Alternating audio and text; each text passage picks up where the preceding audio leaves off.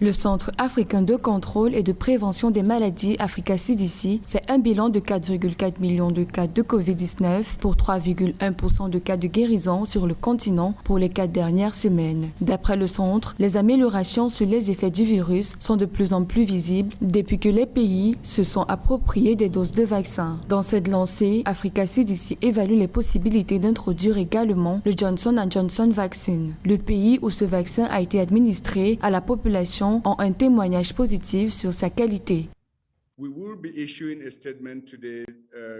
Nous allons faire une déclaration sur le vaccin Johnson & Johnson au cours des prochains jours. Nous pensons que les bienfaits de l'utilisation de cette marque de vaccin sont largement plus que les risques. Aux États-Unis, où le vaccin est principalement administré, seulement 6 des 6,6 millions de personnes ayant reçu ce vaccin ont développé une coagulation sanguine.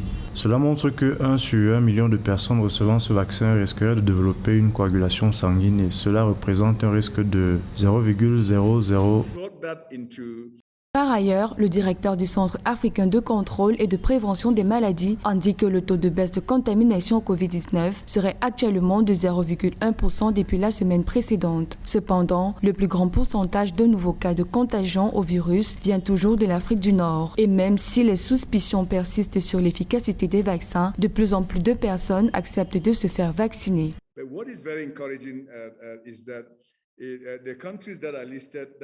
Ce qui est très encourageant est que la liste des pays qui ont administré le vaccin, comme le Seychelles, le Maroc, le Rwanda, le Ghana et le Nigeria, est un témoignage de ce que malgré l'hésitation des populations, certains d'entre eux l'acceptent. Certains de ces pays ont fini d'administrer les premières doses et attendent de recevoir les prochaines distributions.